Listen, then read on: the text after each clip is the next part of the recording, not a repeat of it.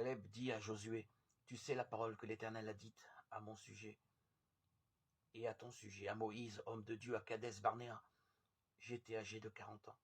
Et maintenant voici, moi je suis aujourd'hui âgé de 85 ans. Je suis encore aujourd'hui fort comme le jour où Moïse m'envoya. Et maintenant donne-moi cette montagne dont l'Éternel a parlé en ce jour-là. Les Anakim y sont, et de grandes villes fortes.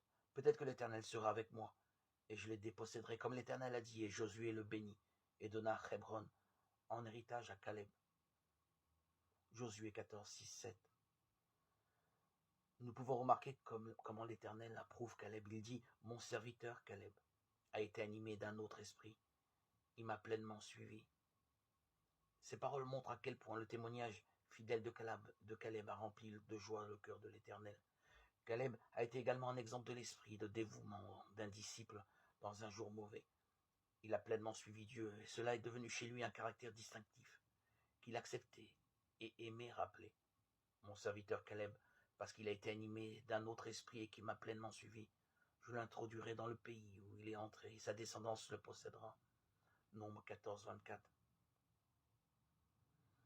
Caleb et Josué n'ont pas été atteints par le jugement tombé sur les autres membres du peuple coupable qui sont morts dans le désert.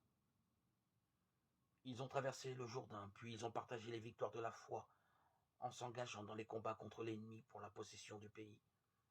En Josué 14, notre attention est de nouveau attirée sur Caleb. Il vient vers Josué à Gilgal pour réclamer l'héritage promis par l'Éternel. Ce qu'il dit est particulièrement intéressant. Il évoque d'abord le passé, puis il rappelle à Josué la promesse que Moïse lui avait faite, montrant combien il y tient. Ensuite, il rend témoignage à la fidélité de l'Éternel qui l'a conservé en vie et à la force reçue à travers ses diverses expériences. Enfin, en réclamant la possession de son héritage, il exprime sa confiance en l'Éternel.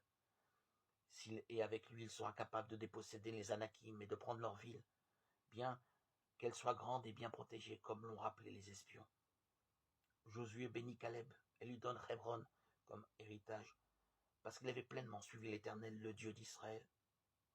L'homme de foi doit toujours être en première ligne dans le combat contre l'ennemi. Sa victoire est assurée.